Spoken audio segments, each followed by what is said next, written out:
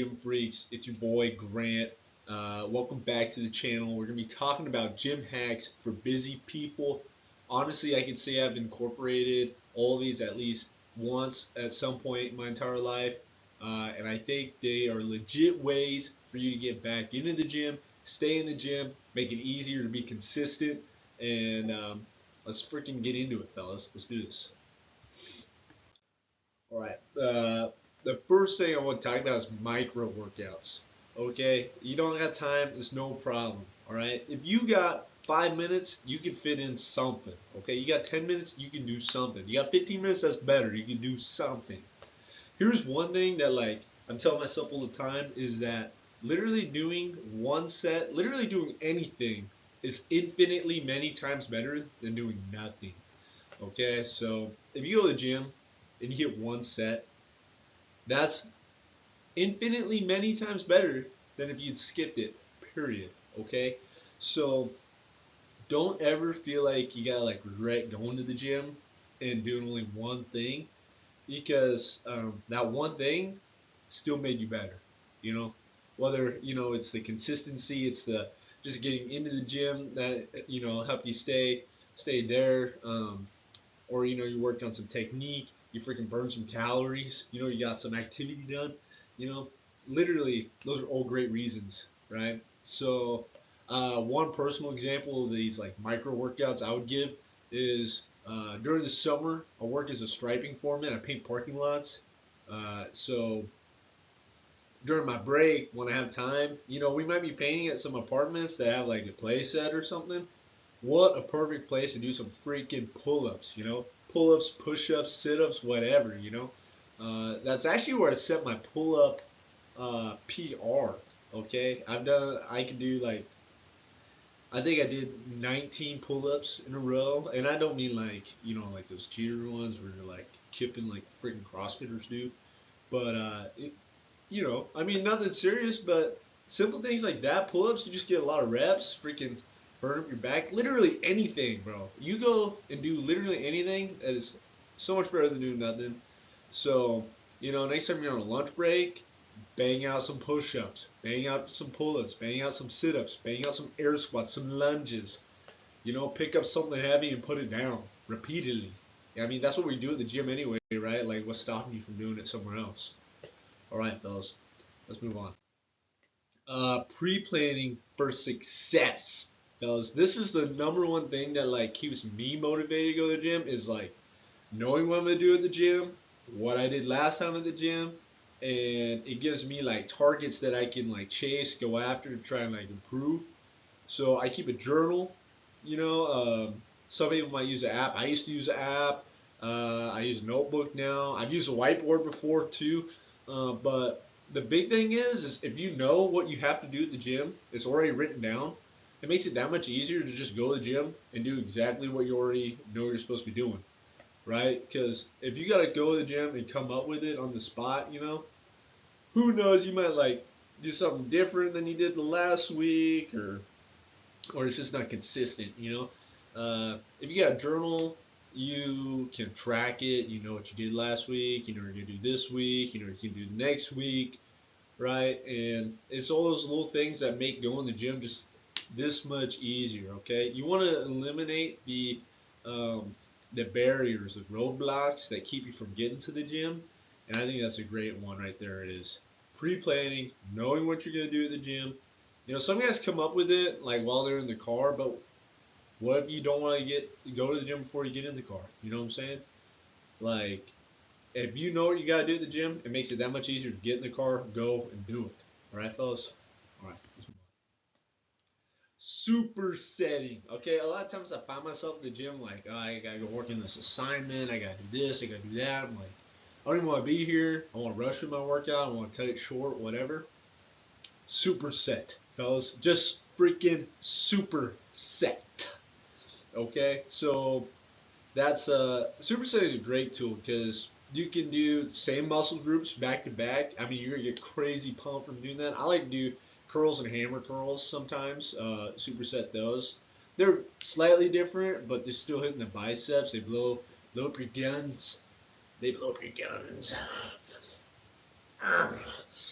or you pair with something else silly like if I'm doing upper day, sometimes I have overhead press and pull-ups. I'll superset them because I can do them both at the squat rack in the same station. I don't have to take up two machines to do it. It's already all right there. I can do it all at once, right? That's an excellent way to superset. Two is doing opposing muscle groups, different muscle groups that don't really affect each other. Like today I did chest flies, some chest flies, and lateral raises at superset. And I know there's like some overlap, but it didn't really take away from my lift or my workout, so I consider it a W. All right, so don't ignore supersets. It's better to plan supersets if you can, or when you're building your program, decide, okay, if I put this next to this, I can superset it if I have to, and I can get out quicker. So, all right, that's enough about supersetting, fellas. Let's move on.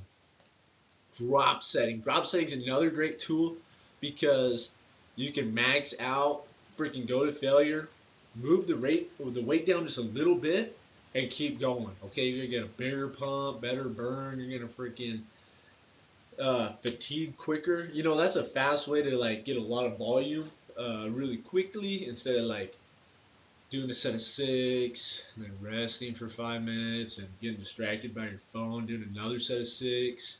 And to tie that back into the whole pre-planning thing and using a notebook, if you use a notebook instead of your phone, then you're not going to get distracted by your phone, versus if you use your phone to track, that's just another thing keeping you in the gym for way longer than you need to be and preventing you from like going back in the future when you're busy, because if you know you're going to go on your phone a whole bunch, freaking, it's a big waste of time, fellas. And plus, I see too many people on their phones and it's like you just wasted 10 minutes. You could have been done with this exercise by now, and I've done the same thing, and it's not a great feeling. So, back to drop sets. I think drop sets are best if you're either you're working with a partner, so you can do some compound lifts. That way you don't have to undo it yourself. It's also way better for like cable stack movements. Let's say you're doing tricep pushdowns or bicep curls on a cable stack.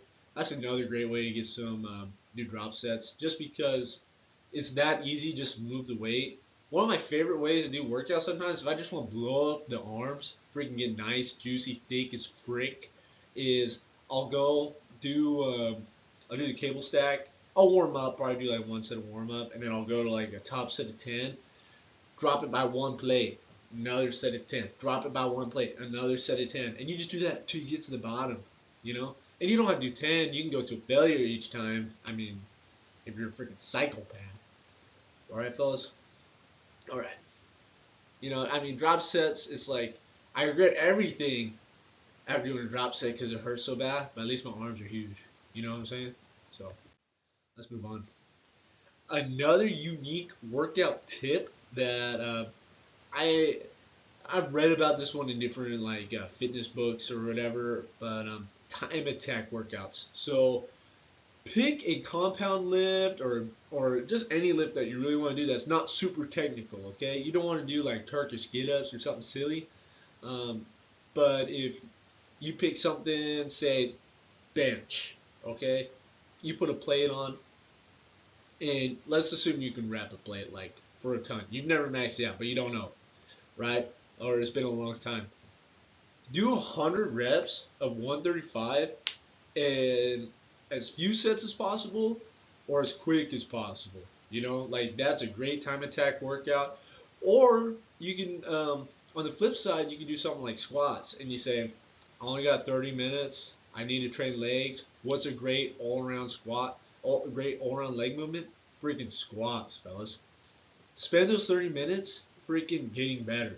Spend 30 minutes freaking squatting heavy, doing a lot of reps, a lot of sets, and that's a great workout, to be honest. Like, as long as you're not in there goofing around and taking 10 minutes in between sets, you can go to the gym, be done, obliterating your legs in 30 minutes if you just squat and squat a lot. Okay, so time attack workouts, another useful tool.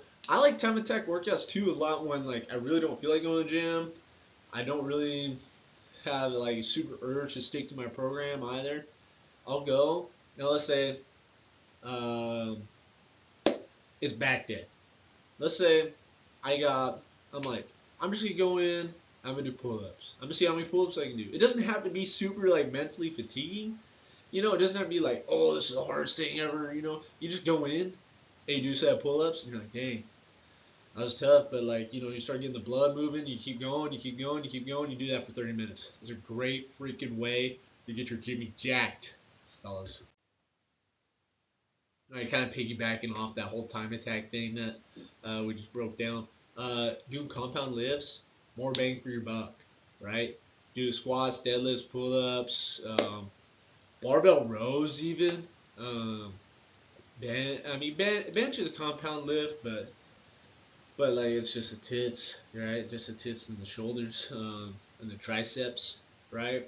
Overhead press too, that's a good option, but any sort of compound lift is gonna give you more bang for your buck. So if you're building out a program, if at the core of your program is a compound lift, you're gonna get like 3 muscle groups for one exercise, right? Versus doing just bicep curls. That's one freaking muscle group. You're gonna get way more bang for your buck if you can do multiple compound lifts. And that's the thing too, is like a lot of guys when they start doing compounds, they're like, oh, I can only do squats and then I can't do another one.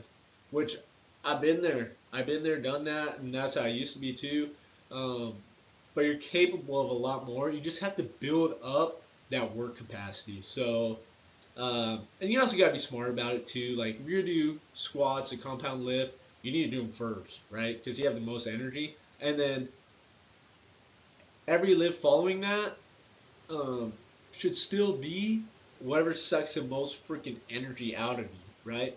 So lately, what I've been doing is I'll do squats, 5x5, 4x8, 4x10, and then I'll follow it with front squats, which is another compound lift, but I'll do like 3 sets 8 because I'm already warmed up, right? I can jump straight into it.